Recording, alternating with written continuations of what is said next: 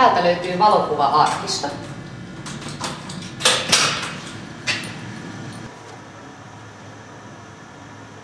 Työväenmuseo Verstaalla on valokuvia kokoelmissaan noin 360 000 kappaletta ja alkuperäisvedokset löytyy tietenkin täältä.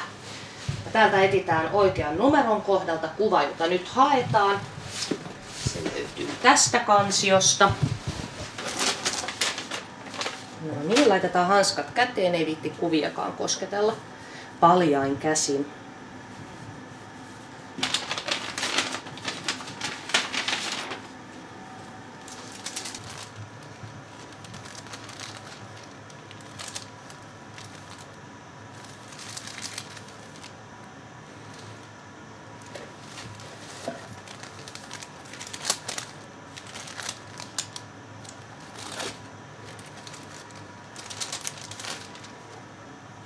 Vapauden museota varten tarvitaan suurtulosteita historiallisesti merkittävistä kuvista.